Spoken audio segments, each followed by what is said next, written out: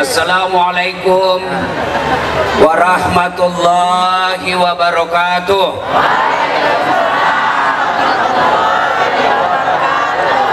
Alhamdulillah, alhamdulillahi rabbil alamin.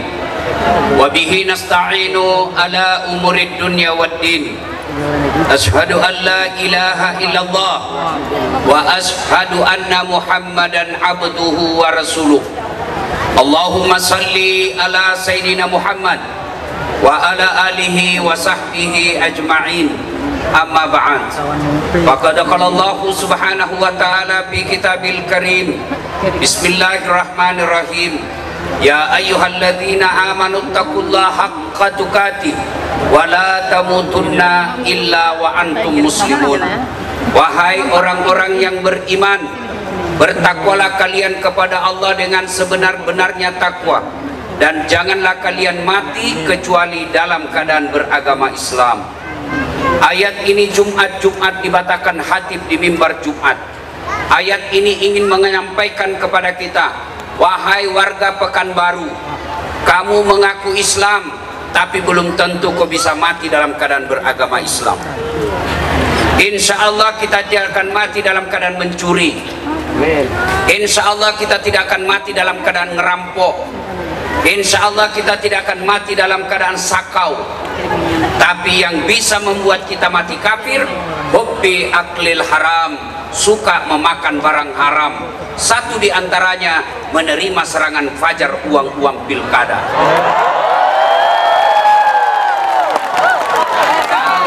Jangan baru kau semua pelakunya. Woi, saudaraku kaum muslimin, jangan kau peras caleg. Kau juga caleg, jangan kau sogok rakyat. Hei, hei, saudaraku, kita di Indonesia 88% muslim. Kalau kita salah memilih pemimpin, bukan agama lain yang salah, tapi siapa? Islam. Kenapa? Kita mayoritas. Pernah mahal gas, pernah hilang minyak goreng, pernah hilang istri.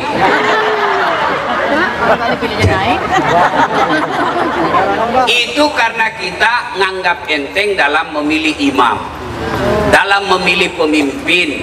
Maka 2024 yang akan datang, jangan kau pilih pemimpin karena sogok, jangan kau pilih pemimpin karena uang, jangan kau pilih pemimpin karena partai, jangan kau pilih pemimpin karena tetanggamu, tapi pilihlah dia karena betul-betul kamu yakin bisa menyelamatkan kaum muslimin dan muslimat, rakyat Indonesia dan umumnya kita semua. Bisa? Bisa? Allah catat semua janjimu, ya. Wa qala idzan bismillahirrahmanirrahim.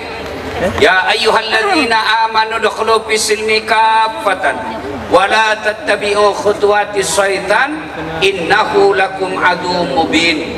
Wahai orang-orang yang beriman, masuklah engkau ke dalam Islam secara sempurna, bukan Islam pencitraan, bukan Islam pilcaleg.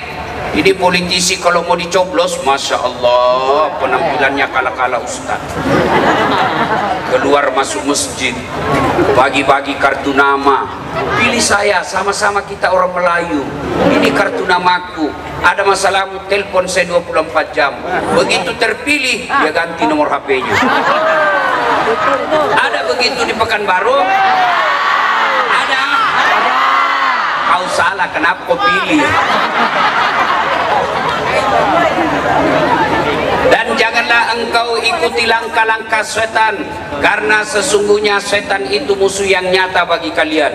Musuh kalian bukan tentara, musuh kalian bukan polisi, musuh kalian bukan aparat, musuh kalian adalah setan, di mana setan itu musuh yang nyata bagi kalian.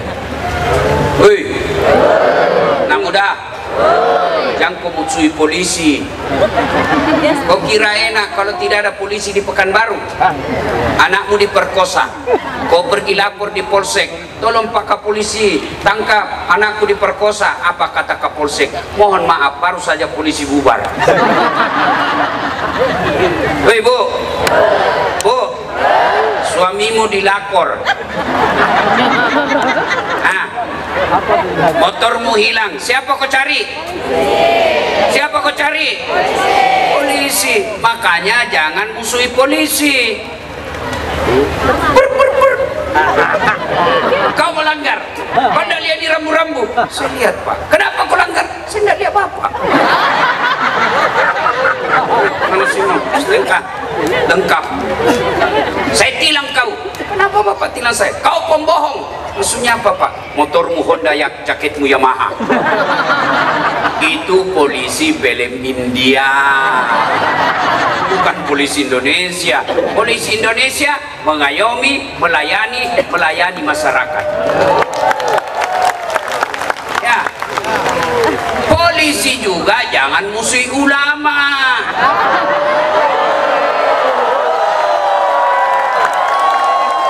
Iya, iya. Karena kalau kau mati Pak Polisi, siapa bungkus kau? Iya, iya. Makanya ulama doakan polisi. Polisi lindungi ulama. Rakyat cintai polisimu. Polisi ayomi masyarakat,mu. Insya Allah kita sama-sama membawa masyarakat Indonesia damai dan sejahtera. Waqala idzan bismillahirrahmanirrahim. Innallaha wa malaikatahu yusalluna 'alan nabi. Ya ayyuhalladzina amanu sallu alaihi wa sallimu taslima. Sesungguhnya Allah dan para malaikatnya bersalawat kepada Rasulullah Muhammad sallallahu alaihi wasallam. Maka wahai orang-orang yang beriman, bersalawatlah kalian kepada Rasulullah dengan sebaik-baik salawat. Adik-adik anak muda, saya tanya dulu, pernah kau lihat hujan? Pernah lihat hujan? Ada enggak yang bisa hitung air hujan? Kenapa bos? Biar banyak, kalau jatuh satu-satu bisa kuhitung. Ini banyak, jatuh bareng-bareng dan laju, mana bisa dihitung? Tapi kata Nabi, ketahuilah ada amal perbuatan apabila anda lakukan jumlahnya lebih banyak dari air hujan. Apa gerangan? Kata Nabi, ketika umatku berkumpul di lapak di jalan Gajah Mada, lalu mereka bersalawat bareng-bareng kepadaku, aku tidak bisa mencatat betapa banyak pahala yang Allah turunkan di tempat ini. Allahu Akbar. Maka saya mau ajak ibu-ibu dan bapak-bapak bersalawat. Saya mau dengar ini orang Pekanbaru kuat nggak bersalawat? Bisa? Sekarang kita dengar dulu mak-mak. Ini ras terkuat di dunia. Oh, alisnya aja bagus, diciptakan Allah, dia potong-potong. Oh, diam cowok ya, bapak-bapak yang merasa jenis kelamin diam. Kita dengar dulu mak-mak nih ya. Ayo cewek-cewek, yuk salawat bareng-bareng, yuk. Salatullah, salamullah ala toha. Yang di belakang, yang di belakang. Salatullah ala yasin. Nilainya 9,5. Kalau diam ibu-ibu, ini bapak-bapak nih. Ayo saudaraku, jangan mempermalukan jenis kelamin kita. Ayo bersalawat, kancang-kancang, laju-laju. Yuk. Salatullah, masyaallah, ala toha rasulillah. Salatullah ala yasin. Nilainya 9,7. Diam. Kita dengar ini di atas. Oh, kau dengar? Kita dengar ini pejabat-pejabat kan? Ayo Pak PJ, jangan mempermalukan pejabat. Ayo. Pakai main. Ayo Pak. Ada tentara, ada polisi di sini semua. Ayo. Salatullah ala toha. Salatullah ala Yasin. Nilainya 9,9. Tapi ini Ustaz tidak kerja, beliau yang undang saya. Kasih honor. Kalau saya kasih nilainya rendah, dia kasih rendah juga honor aku. Masya Allah, kembali saya pernah terima honor, salah kasih panitia. Apa dia kasih saya susunan acara? Saya sampai di mobil saya buka, Masya Allah susunan acara. Ayo bareng-bareng semua. Atas bawah pejabat perempuan laki nyalakan listnya HP. Kita lihat Pekanbaru berselawat. Bisa? Ayo nyalakan semua, nyalakan. Ayo nyalakan. Ya. Salawat, suita solawat bareng-bareng. Nyalakan semua. Ayo ibu, naikkan HP-nya salawatan. Kita pamerkan ke seluruh Indonesia Pekanbaru lagi berselawat. Bisa? Ya. Salatullah. Salamullah. Ala Toha Rasulillah. Salatullah. Salamullah. Ala Yasin. Habibillah. Tawassalna bismillah wa bil hadi Rasulillah wa kulli mujahidin lillah bi ahlil badri ya Allah. Alhamdulillahi rabbil alamin. Ibu bapak, saudara-saudara sekalian teristimewa yang kita hormati, Bapak PJ Wali Kota beserta seluruh yang hadir pejabat di tempat ini, saya mohon maaf tidak bisa menyebut satu demi satu, di samping karena keterbatasan waktu, juga sejujurnya saya tidak tahu namanya Bapak. Ada salah-salah Pak. Teristimewa Ibu Pak PJ Wali Kota, ya. Ini penting juga, mak-mak. Ya, Ibu Bapak, saudara-saudara sekalian, untuk apa datang ke sini? Mau lihat Ustadz Dasar? Apa kelebihannya ini Ustadz? Kecil, kurus, ceper, hitam, pesek, jelek. Apa kelebihannya?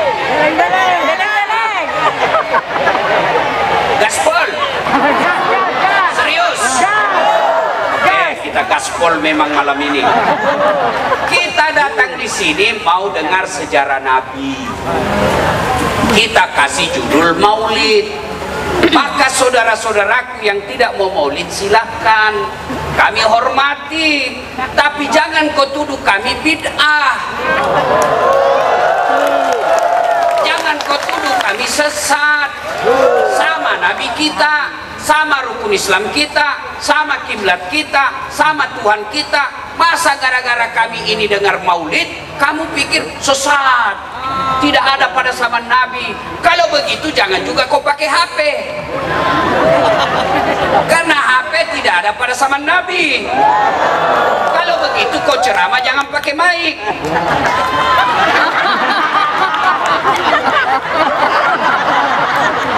Ya, maka yang baik kita hormati yang tidak mau Maulid. Tolong kalian jangan menuduh kami sesat, karena kami cinta kepada Nabi dan Rasulullah Sallallahu Alaihi Wasallam. Kita datang di sini mau dengar sejarah Nabi. Kenapa perlu dengar sejarah Nabi? Supaya kamu tahu sejarah Nabi dan kau bisa contoh.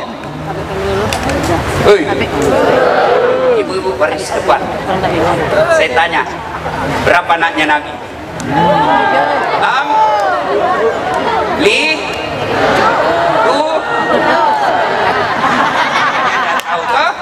Maka kita tahu sejarah Nabi melalui ini. Dulu waktu saya kecil, saya perkenalkan, ibu saya perkenalkan Nabi kepada saya melalui lagu. Pada zaman kala, pada zaman jahiliyah, lahirlah seorang Rasul yang terakhir dan mulia. Siapa namanya? Nabi Muhammad namanya.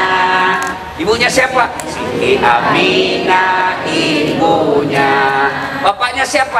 Abdullah nama ayahnya. Di mana tinggal? Madinah tempat tinggalnya.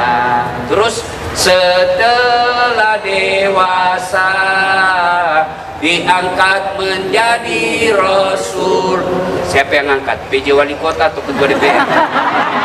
Oleh Allah yang kuasa. Allah itu siapa, Mak? Pencipta alam semesta. Itu lagu dulu. Sekarang saya variasi. Ajarkan anak saya si Ece sejarah Nabi. Anak-anak Nabi ada 7 orang. Baru tahu 7 toh? 3 laki-laki, 4 perempuan. Pertama Qasim, Abdullah, Ibrahim, Zainab, Ruqayyah, Ummu Kalsum, Fatimah. Baru kau tahu anaknya Nabi 7. Pertama namanya Qasim, 3 laki-laki, 4 perempuan. Inilah pentingnya. Itu lagu orang beriman. Kalau lagunya ibu-ibu sekarang apa? Apa? Cikampek.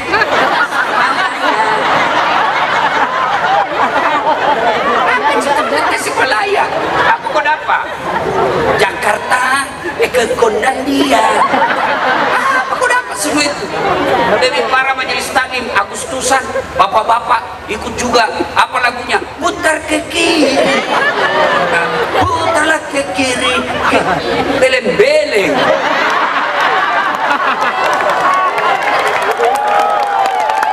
Ya. Maka kita datang maulid, mau dengar sejarah Nabi. Supaya apa? Kita bisa mencontoh. 1, Nabi itu tidak pernah lepas dari masalah. Masih dalam rahim sudah wafat bapaknya. Baru 4 hari lahir diambil ibu susunya, Halimatus Sa'diyah. Usia 4 tahun baru kembali ke ibunya.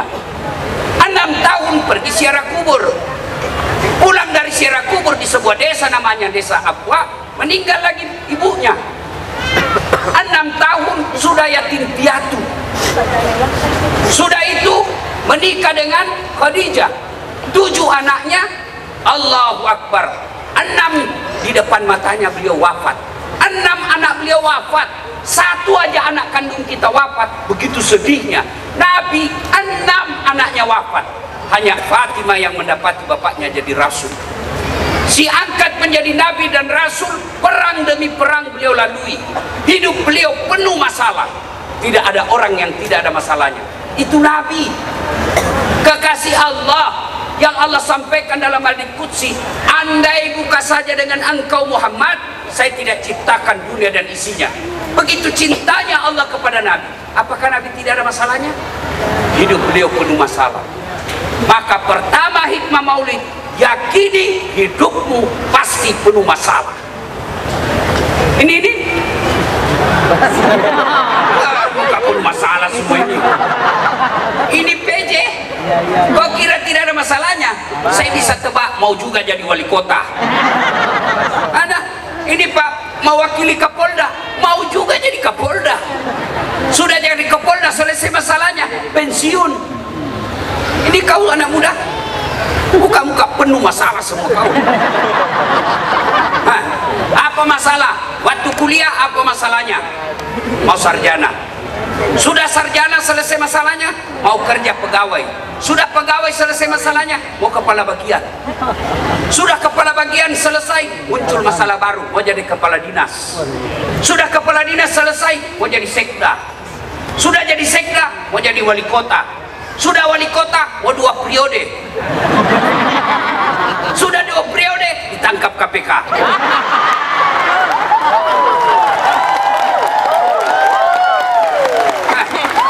Mana ada orang tidak ada masalahnya? Saya, kau pikir tidak ada masalahku? Oh, jarang di rumah, suka pergi. Jangan aku bilang saya bilang-bilang, jangan.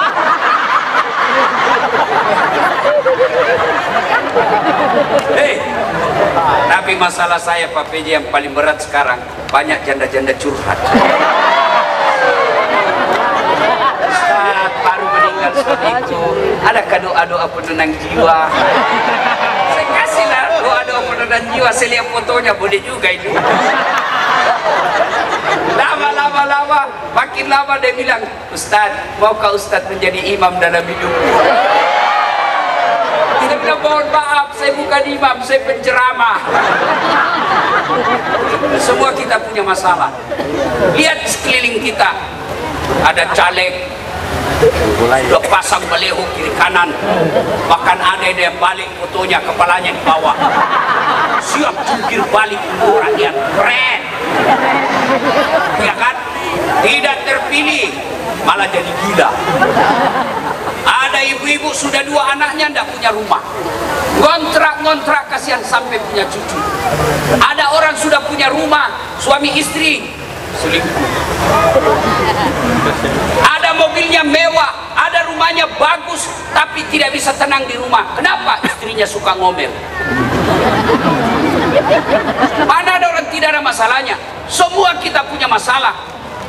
Istrinya cantik, suaminya jelek, masalah. Kenapa? Ada orang.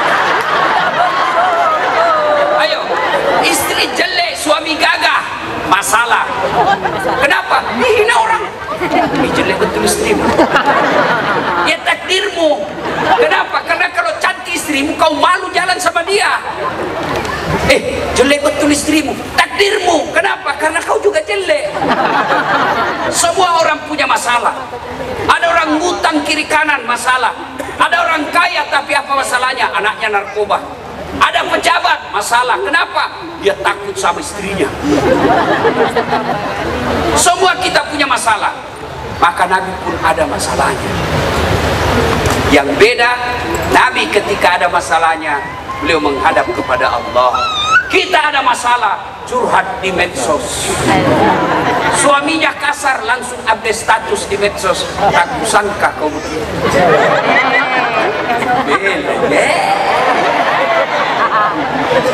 Ada masalahnya, pergi suaminya 3 hari 3 malam, tidak ada kabar. Kesepian banget. Sudah sliding teman SMA-nya, boleh juga tuh diganti. Akhirnya bercanda-canda di medsos. Awalnya canda-canda, akhirnya apa? Selingkuh. Lalu kalau begitu ada masalah Ustaz, apa solusinya? Allah tidak katakan, Pak PJ, kepala dinas, hai rakyatku, hai hambaku, ada masalahmu, kau jadi wali kota dulu. Tidak. Ada masalahmu, kau jadi tentara dulu. Tidak. Ada masalahmu, kau jadi polisi dulu. Tidak. Ada masalahmu, kau jadi anggota DPR dulu. Tidak. Allah cuma minta 2. Ista'inu bisabri wassalam. Sabar, perbaiki sholatmu, saya yang selesaikan masalahmu. Itu janji Allah, bukan janji capres. Kalau Allah yang janji pasti. Maka adik-adikku sekalian, ketika ada cita-citamu dan terhambat, kau datang kepada Allah dalam sholatmu. Ibu-ibu ada masalah dalam keluargamu, jangan kau curhat sama tetanggamu, lebih kau datang sholat. Bapak-bapak di kantormu ada masalah, tidak usah kau cari muka sama wali kota, capek. Di depan-depan saya ini asisten apa semua itu kan suka cari muka.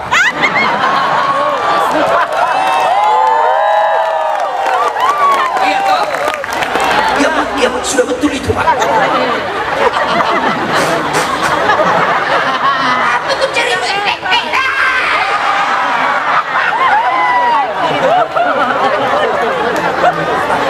Hei, ada masalahmu bos, curhat kepada Allah. Saudaraku pegawai negeri, ada masalahmu, jangan kau cari muka sama PJ, jangan kau cari muka sama wali kota. Biar wali kota suka kamu, kalau istrinya tidak suka kamu, tidak jalan kamu. Hei, ada masalahmu, curhat kepada Allah, perbaiki sholatmu. Rumah tanggaku kau tidak bahagia, pasti sholatmu tidak beres. Usahaku kau selalu gagal, pasti sholatmu tidak beres. Saya sholat Ustaz, betul kau sholat tapi tidak ikhlas. Hayalah sholat, asar lagi. Urusan sholat duhur kok tidak ikhlas. Saya sholat Ustaz, betul kau sholat tapi main-main. Allah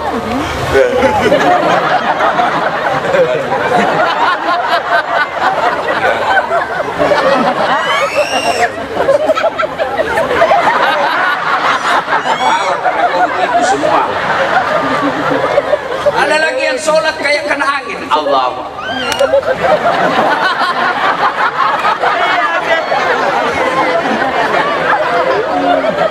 Ada lagi sholat lebih kah.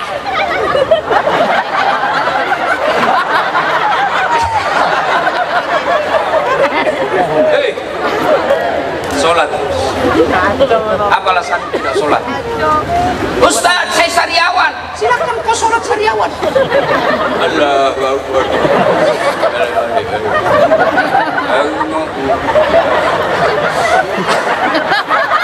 Allah tahu kau lagi sariawan. Ya, Ustaz, saya tidak bisa berdiri Ustaz. Allah kasih kau keringanan, duduk. Oh, begitu Bapak itu tadi. Ya, hei, kita lagi di hutan Ustaz, kencing, tidak ada apa air. Kau pakai daun.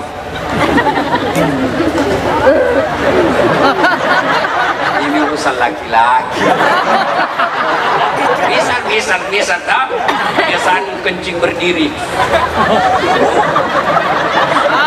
Tidak ada air. Agama mengajarkan ku ambil daun 3 lembar. Berapa? 3 lembar. Caranya, ambil daun pertama, gosok ke bawah.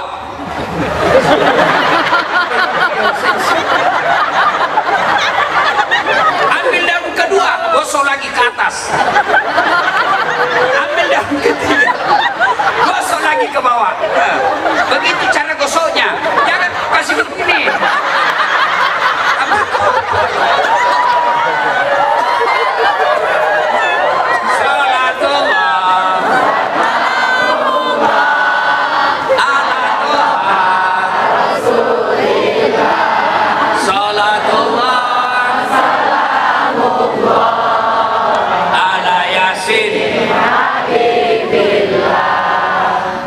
Kita lagi tangkap ikan Ustaz di laut. Kita tidak tahu kiblat Ustaz. Tidak ada kompas. Kau lihat di mana matahari terbenam. Situ matahari terbenam. Kau arahkan perahu takbir. Allahu Akbar. Tiba-tiba perahu goyang. Tidak usah pula ku goyang-goyang. Jelas. Tidak bisa duduk. Allah kasih keringanan. Kau baring. Tidak bisa baring. Kau sholat pakai isyarat. Tinggal matamu ku kasih goyang-goyang. Allahu Akbar. Allah. Tidak bisa juga Ustaz. Allah kasih lagi keringanan. Kau sholat dalam hati. Mata tidak bergerak, bibir sudah tidak bergerak, tangan sudah tidak bergerak, tinggal mata dalam hatimu. Bayangkan lagi ruku, baca doa ruku. Tidak bisa juga itu Ustaz. Ambil kain putih, bawa dikubur. Apa alasanmu anak muda tidak mau sholat? Ustaz, saya kaya Ustaz. Ada kala kayanya Nabi Sulaiman. Itu Nabi Sulaiman Pak, kerikil rumahnya emas. Ada di sini kerikil rumahnya Mas. Paling orang Bugis kalau kaya giginya dia kasih emas. Ustaz, saya sakit Ustaz. Ada kala sakitnya Nabi Ayub. Ayub alaihissalam seluruh tubuhnya dimakan ulat, tinggal hati dan lidahnya tidak dimakan ulat. Beliau minta tetap sujud beribadah kepada Allah Subhanahu wa taala. Saya sakit Ustaz, Nabi Ayub.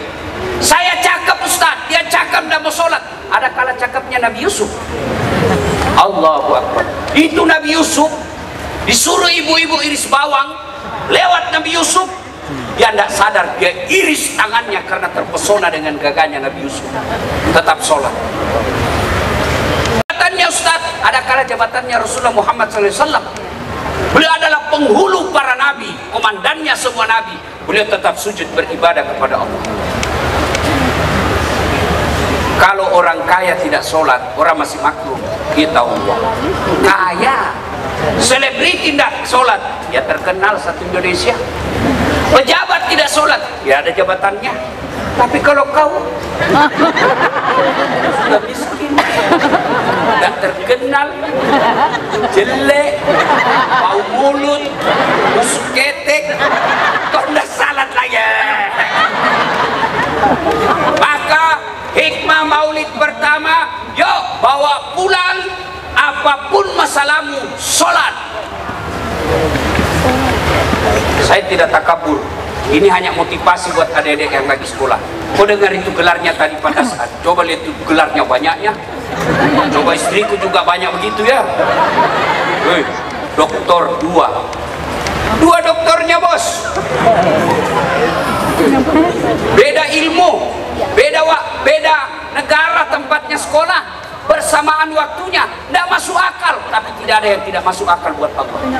Sholat kok. Adik-adik, bisa tidak perempuan hamil tidak pernah disentuh perempuan? Bisa tidak? Tidak mungkin menurut ilmu kebenaran. Tapi kalau Allah yang mau, Siti Maryam hamil tidak pernah disentuh laki-laki. Cuma sekarang banyak perempuan mau saingan Siti Maryam. Lahir dada suaminya.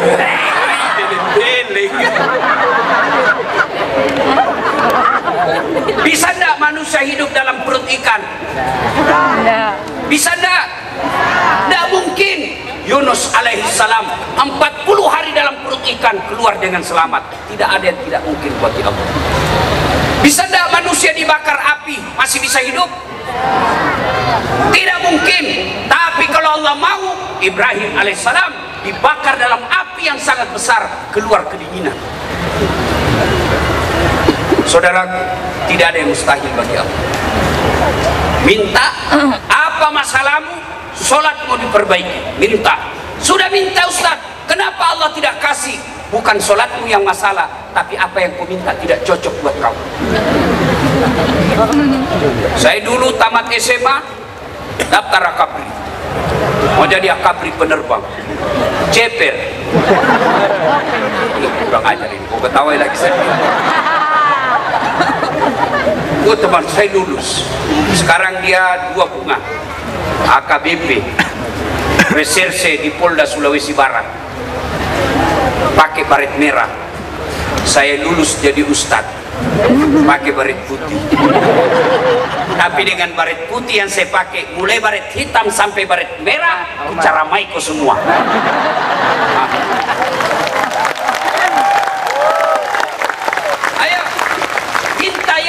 Kasih saya keturunan. Sudah 9 tahun minta tidak dikasih. Allah tahu kau tidak cocok menjadi imam. Saya minta jadi pegawai negeri 3 kali daftar tidak dikasih. Allah tahu kalau kau jadi pegawai negeri kamu akan korupsi. Maka saudara, perbaiki sholat, minta kepada Allah. Kalau tidak dikasih, jangan sangka buruk, sangka baik. Suami istri 5 tahun berkeluarga tidak punya anak.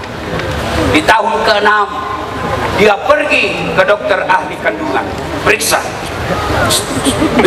Kata dokter, alhamdulillah ibu sudah terlambat 2 bulan. Senang. Dia telepon suaminya, bang, saya sudah terlambat 2 bulan.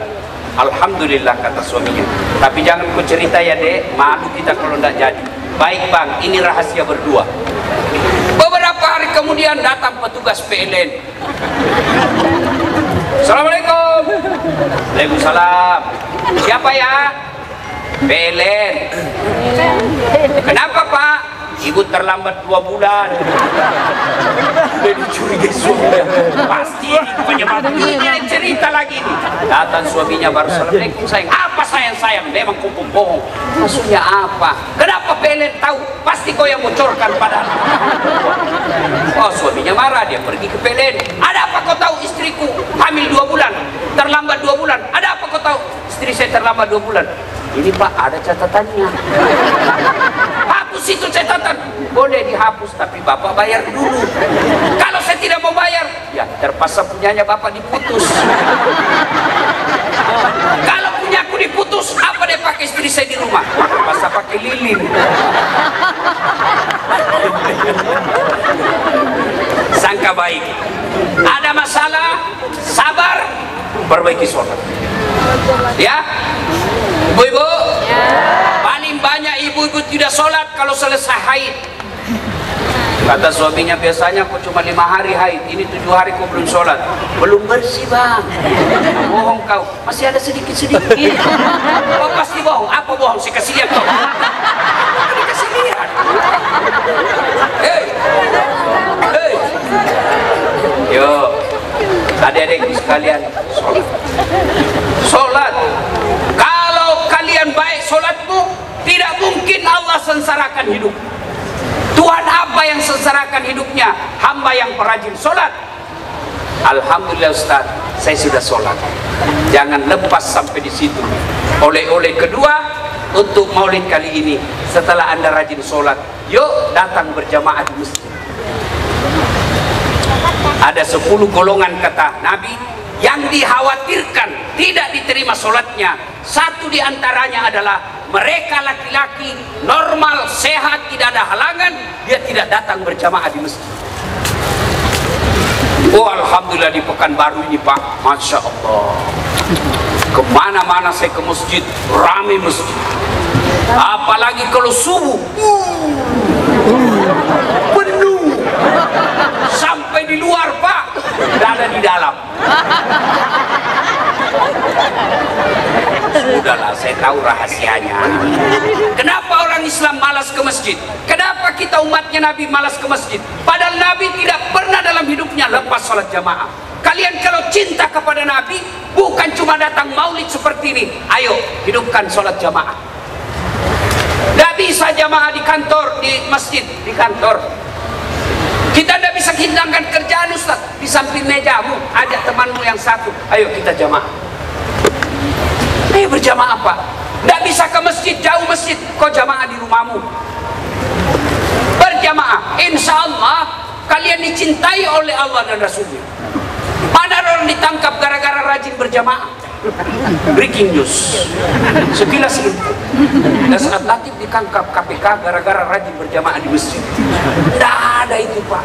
Maka Bapak Ibu adik-adik, kau sholat berjamaah. Ini yang ceramah nih, tidak pernah saya mondok, tidak pernah saya sekolah agama secara khusus. Di mana saya belajar? Masjid. Ayo hidup sholat berjamaah. Kenapa orang Islam malam berjamaah? Satu, karena dia tidak lihat pahalanya. Coba kalau misalnya wali kota umumkan, siapa yang datang berjamaah sholat subuh, diberikan beras 10 kilo, minyak 2 liter, pulsa 200.000. Oh, penuh masjid Pak. 4:30 sholat subuh, jam 10 malam sudah penuh. Kenapa? Karena dia lihat pahalanya. Apalagi sebab orang Islam malas berjamaah, karena dia tidak tahu pahalanya. Saudaraku, apa pahala berjamaah? Satu, kata Nabi, kalau kau sudah wudhu menuju ke masjid, langkah kaki kananmu 1 pahala, langkah kaki kirimu gugur dosa kecilmu. Jadi bayangkan kalau rumahmu 200 meter dari masjid, PP 400 meter, berapa langkah pahala? Kaki kanan 1 pahala, kaki kiri gugur dosa kecil. Apalagi kalau jalanmu begini.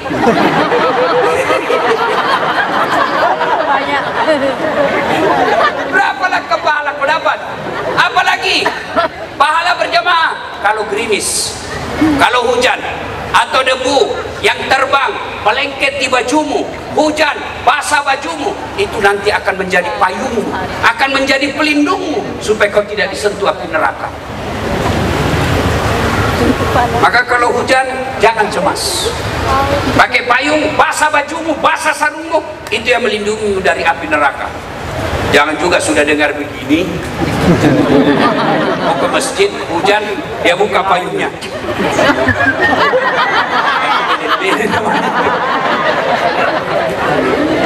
Apalagi keutamaan berjamaah.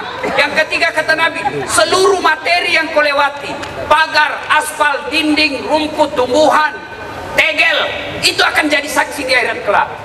Itulah sebabnya setiap kita sholat Jumat, sholat sunnah, 2 rakaat pindah, 2 rakaat pindah. Supaya apa? Makin banyak saksi di akhirat kelak. Jangan juga sudah kode, itu sunnah. Pergi jalan ini, pulang jalan sana, itu sunnah. Jangan juga salah paham. Sudah dengar begini, dari rumahnya diambil motor, dia ke pasar dulu, lapangan sepak bola, baru dia ke masjid. Sampai masjid sudah selesai berjamaah. Apalagi ini yang paling terkenal, 27 kali lipat. Artinya apa? Satu kali ibu sholat, 27 kali sholat di rumah. Kalau sholat satu kali di masjid, 27 kali sholat di rumah baru sama pahalanya. Apalagi kalau bapak pakai serban, 70 kemuliaan. Artinya apa? Yang tidak pakai serban, 70 kali sholat baru sama satu kali salat orang yang pakai serban. Sholat berjamaah. Bagaimana kalau perempuan? Boleh enggak? Boleh. Tidak ada ulama yang melarang. Tidak ada hadis Nabi yang melarang. Silakan kau datang berjamaah. Kenapa dulu perempuan sempat dilarang oleh Nabi? Karena waktu itu tidak aman, diculik dan diperkosa. Dulu. Sekarang di Pekanbaru aman. Apalagi kalau usiamu sudah 65 tahun. Siapa mau culik kok? Bikin repot. Baunya gosok. Batu-batu. Jalannya setengah mati. Siapa mau culik? Ayo sholat berjamaah. Kenapa lagi yang ketiga orang malas berjamaah? Kadangkala manajemen masjid tidak bagus. Ada masjid bangga kalau tinggi saldonya. Saldo kas 80 juta. Begitu kita masuk toilet tidak ada airnya. Ini panitia nanti diseret kau masuk neraka. Kenapa kau simpan uangnya orang? Jadikan dia keran, jadikan dia kipas angin, jadikan dia AC, jadikan dia dispenser. Tenang kok, saya gaspol kok. Ya, ada juga panitia masjid senang betul. Saldo kas 100 juta.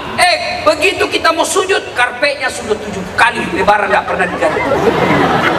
Jangan simpan uangnya orang. Apalagi yang membuat orang malas ke masjid, Pak. Manajemen masjid tidak bagus. Ada masjid saya bangun, Pak, ber-AC, karpetnya 2-3 tahun ganti. Penceramanya belum ceramah sudah dikasih honornya. Muadzinnya digaji khusus bulan-bulan seperti layaknya pegawai negeri. Imamnya juga bagus. Orang senang ke masjid. Kenapa? Dia merasa enak, nyaman di masjid. Ini bagaimana orang ke masjid? Yang azan orang tua sudah pensiun, tinggal nampak lagi giginya di depan. Azan, ayo.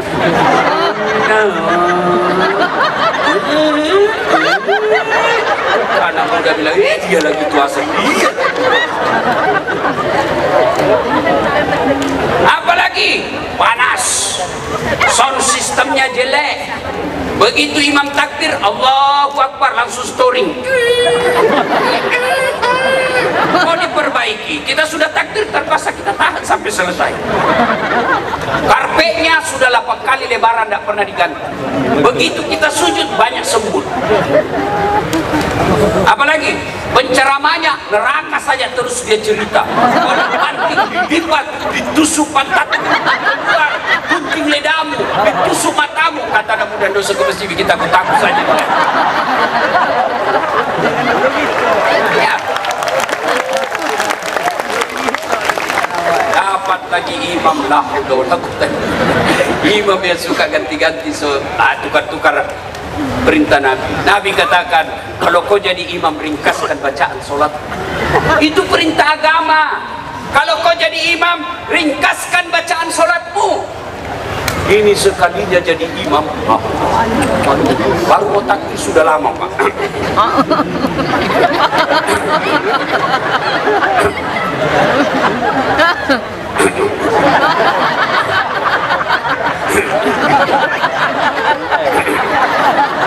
Apa itu, orang capek menunggu di belakang. Kita sudah siap, mesin sudah panas, itu masih lama lagi dia. Apalagi kata Nabi, kamu ringkas. Kenapa? Kan macam-macam jamaah di belakang. Ada anak muda pakai motor baru, lupa ambil kuncinya. Bila sudah kunci, bila motor namanya lagi dia. Ada juga ibu-ibu yang tahan kentutnya.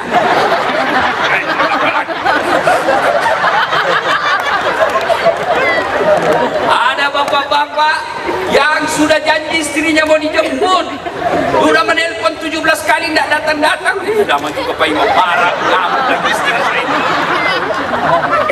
Maka dikatakan ringkas. Ada imam dia siksa orang tua yang rematik. Karena itu orang tua kasih kalau rematik selalu jatuh kepalanya. Belum selesai naik lagi kepalanya. Belum selesai jatuh. Waduh kasihan lupa.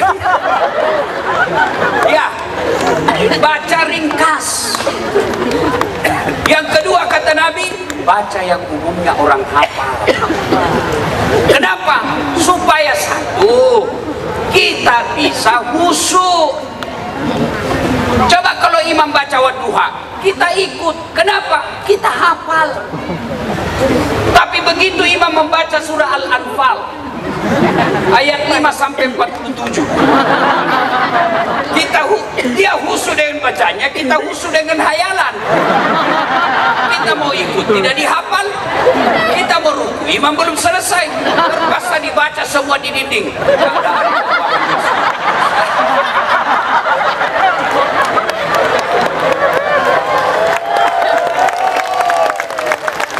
Belum selesai Pak Imam, dibaca lagi kalender Persatuan Pekanbaru. Belum selesai Pak Imam, bajunya lagi orang di depan kita, caleg DPR RI.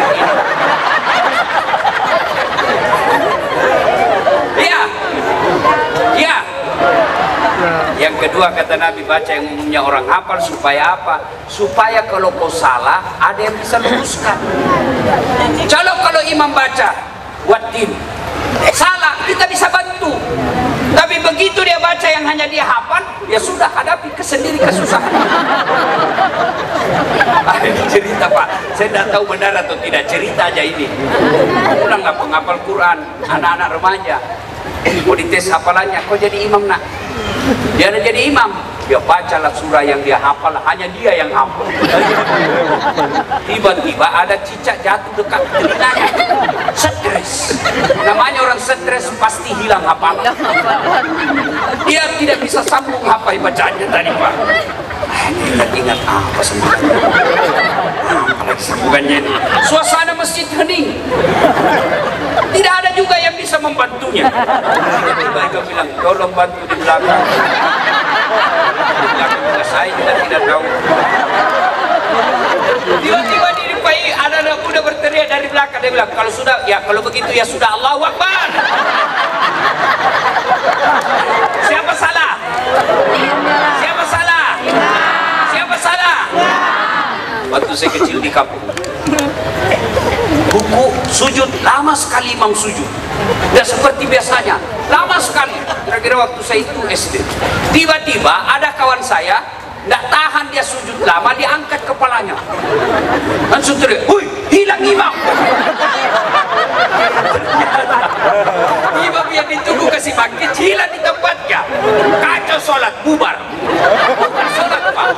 Selesai sholat ditanya, "Pak Imam, kenapa kau tinggalkan jamaah?" Dia bilang, "Saya kentut nak." Kita bilang, "Pak Imam, lain kali kalau kau kentut, angkat dulu kepala kami supaya kau dilihat keluar." Bukan sengaja, saya malu kau tahu.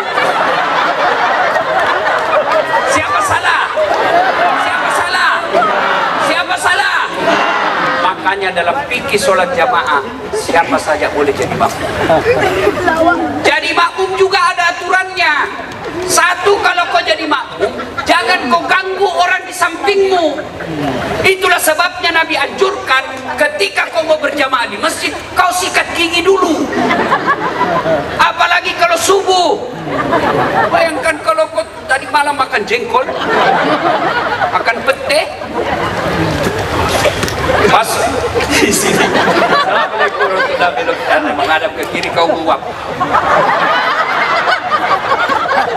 Pasti dia kenang kau sampai mati. Besok kau lewat naik motor. Ya, ada juga jamaah kalau datang kayak dialah paling soleh dalam masjid. Mulai takbir dia ganggu kita. Allah.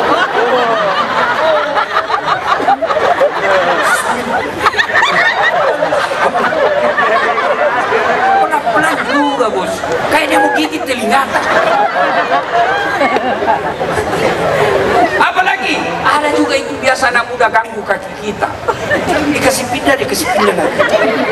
Kasih pindah.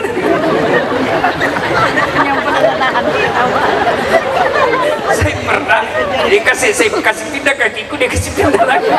Akhirnya saya main rasanya. Dia kasih pindah. Selesai sholat dia bilang, Pak Ustaz, kenapa kau injak kaki? Kau ganggu saya. Kenapa kau kasih lagi kakimu? Akhirnya kakiku aja kupikir. Dia bilang supaya sap rapat Ustaz. Kalau mau rapat sap, jangan kakimu, tapi bahu. Tidak ada orang sholat begini. Tapi kalau kaki, boleh kakimu rapat, tapi sapmu renggang.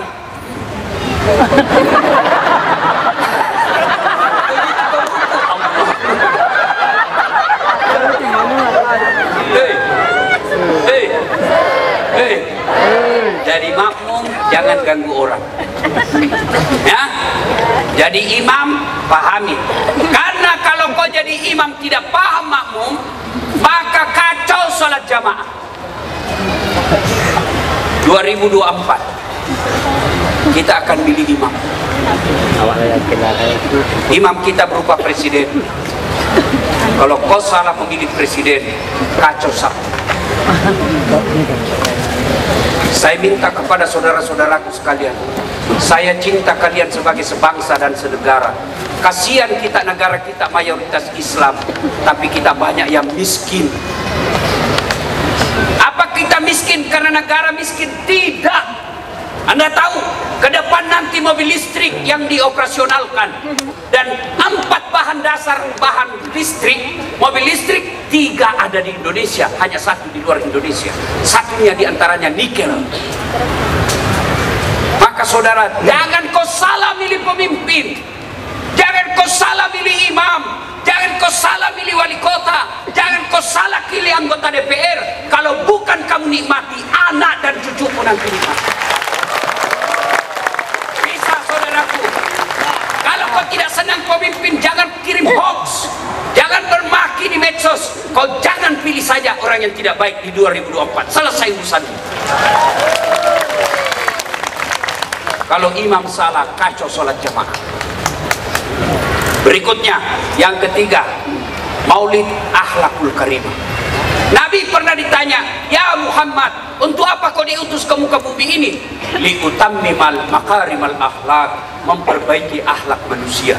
Akhlak kepada anak, bapak-bapak yang punya anak, jangan kau kasar sama anakmu, jangan kau contohkan anakmu merokok. Ada merokok di sini?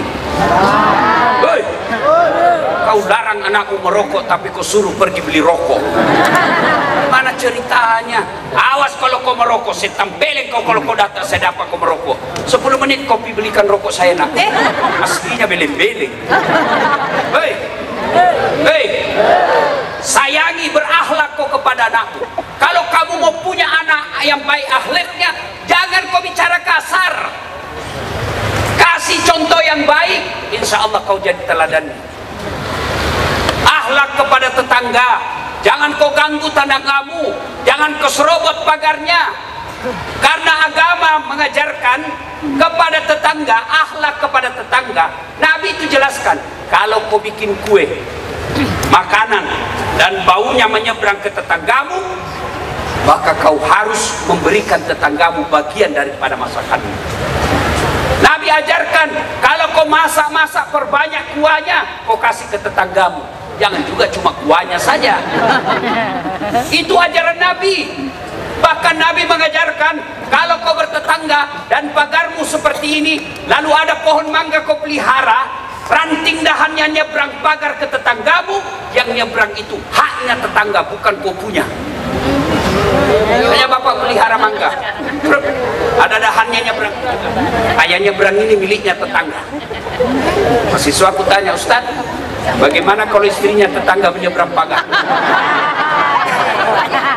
Itu lain ceritanya. Salatullah, salamullah ala toha Rasulillah. Salatullah, salamullah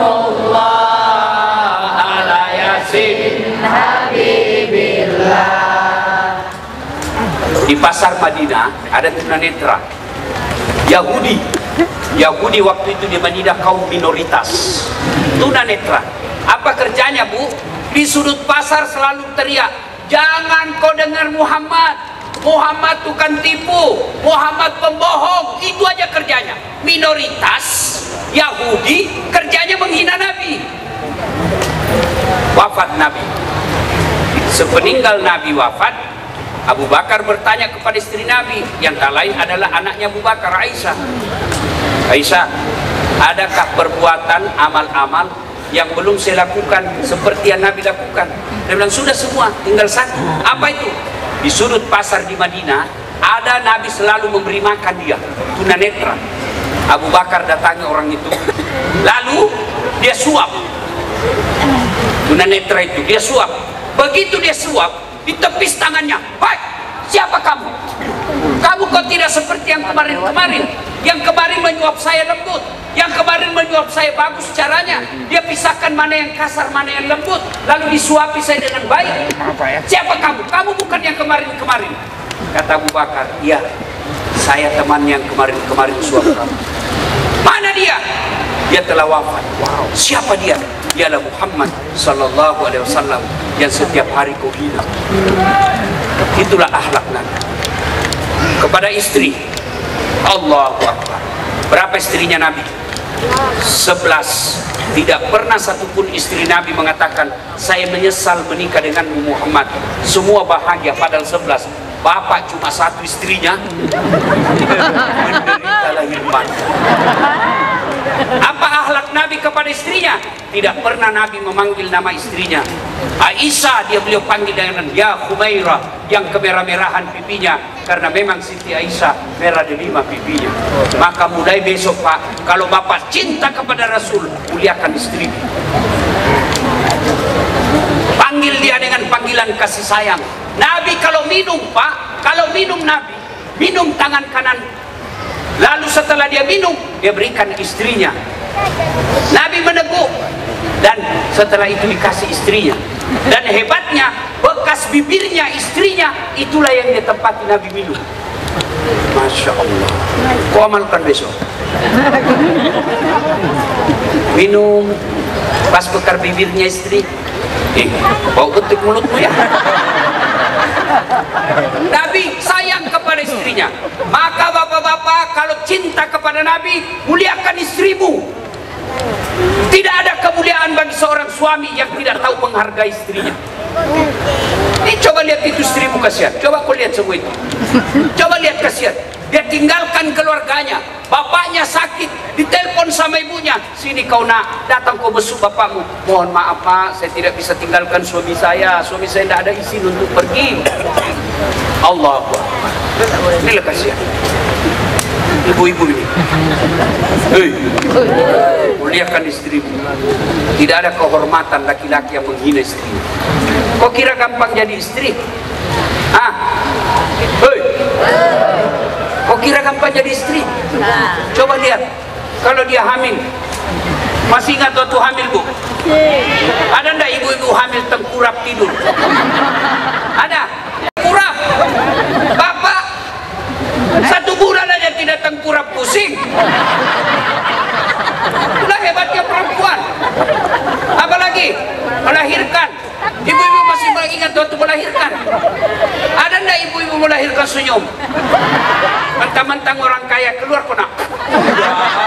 Setengah mati. Ya toh? Yang ketiga, waktu menyusui. Masih ingat waktu ibu menyusui? Ada enggak ibu-ibu menyusui waktu tumbuh giginya anaknya?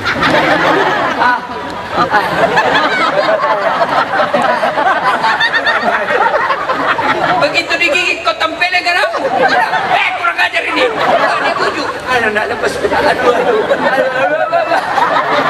Siang anaknya, malam bapaknya.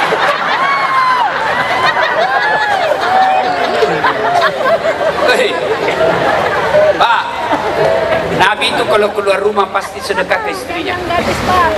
Apa sedekahnya? Dia cium jidatnya. Maka besok-besok ibu, kalau suamimu mau keluar kau teriak, woi, sedekah. Kau sedekah kau.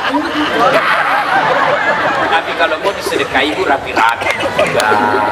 Jangan sedekah ibu hari, kelihatan ketek, daster tinggi sebelah, dan suaminya kelihatan semua itu daster robe-robe di tetangga. Jangan lihat BH-nya yang